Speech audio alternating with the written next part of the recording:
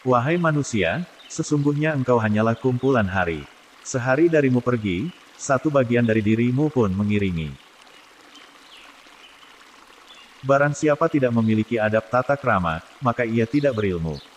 Barang siapa yang tidak memiliki kesabaran, berarti ia tidak memiliki agama.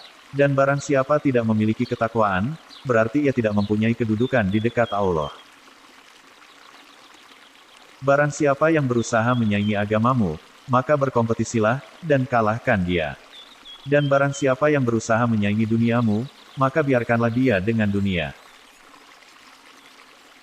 Jangan membenci musibah yang menimpamu.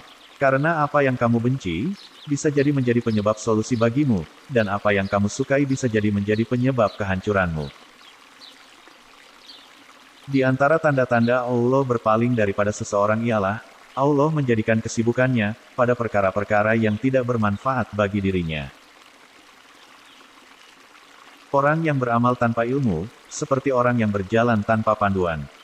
Orang yang beramal tanpa ilmu, hanya akan membuat banyak kerusakan dibanding mendatangkan kebaikan.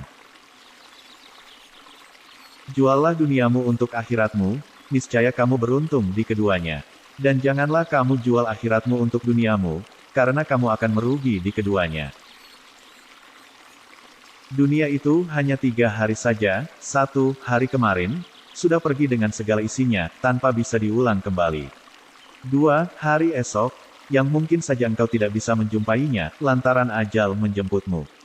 3 hari ini, itulah yang menjadi milikmu, maka isilah dengan amalan. Tidaklah gambaran kehidupan dunia seluruhnya dari awal sampai akhirnya, kecuali seperti seorang yang tidur, dia melihat dalam tidurnya apa yang dia senangi, kemudian dia tersadar bangun. Sifat terbaik yang bisa dimiliki orang beriman adalah memaafkan. Jangan hanya duduk diam, karena sesungguhnya maut sedang mencarimu. Sesungguhnya, orang-orang sebelum kalian melihat Al-Quran sebagai surat cinta dari Rabb-nya. Direnungi malam hari, diamalkan siang harinya. Telah sampai kepadaku, bahwa ketika Allah memberi nikmat kepada seseorang dan memberi mereka sesuatu yang baik, dia meminta mereka untuk bersyukur.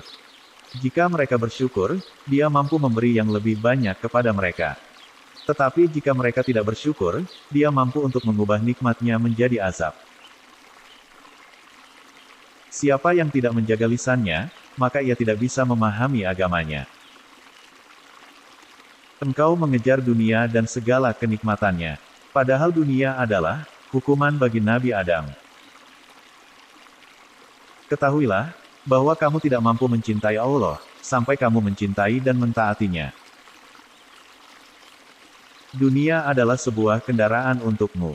Jika kamu mengendarainya, ia akan mengantarkanmu ke tempat tujuan.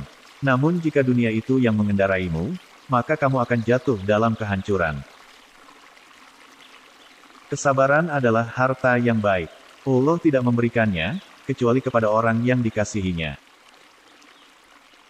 Sesungguhnya, jika Allah langsung menghukum semua makhluk yang berdosa dengan memutus rezekinya, niscaya semua manusia di bumi ini sudah habis binasa. Seseorang tidak akan mendapatkan predikat ketakwaan, sampai dia melakukan muhasabah kepada dirinya, lebih ketat dibanding seorang teman yang bermuhasabah terhadap temannya. Sesungguhnya, seorang hamba senantiasa akan berada dalam kebaikan selama ia masih memiliki penasehat dari dalam hatinya, dan bermuhasabah menjadi salah satu agenda yang paling ia tekuni. Al-Quran telah mengungkap penyakit kita, dan menunjukkan obatnya. Penyakit kita ialah dosa, dan istighfarlah obatnya. Semoga Allah merahmati seorang hamba yang berhenti mencermati keinginan hatinya.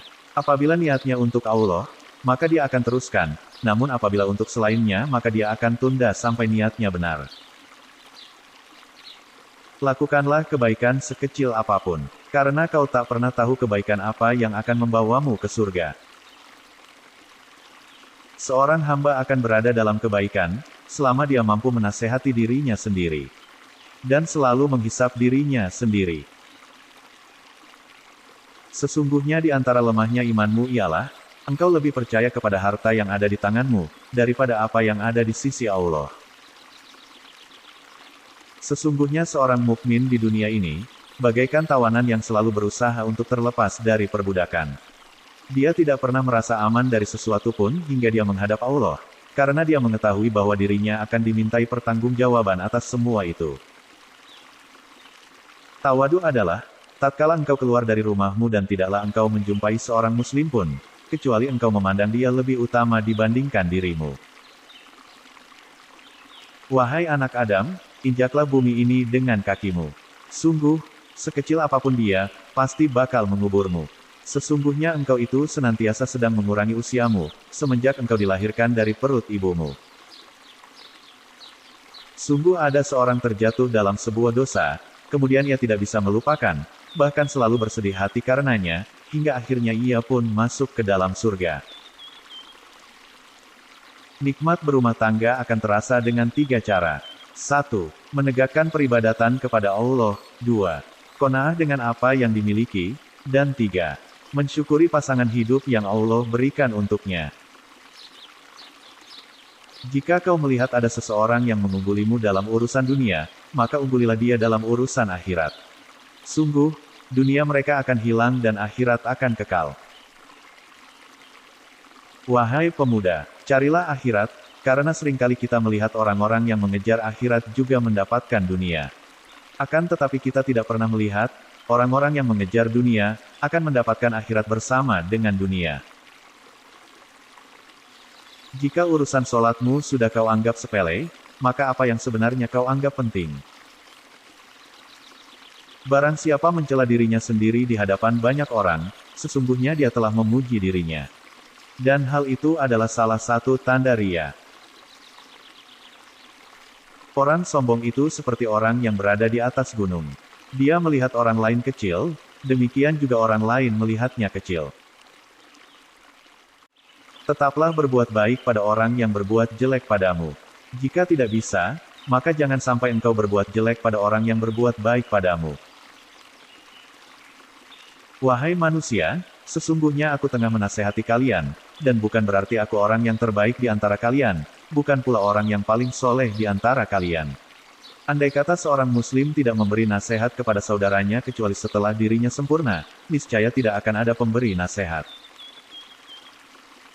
Apa yang berharga bagi agamamu? Jika sholatmu saja tidak berharga bagimu, padahal pertanyaan pertama yang akan ditanyakan kepadamu pada hari kiamat adalah tentang sholat.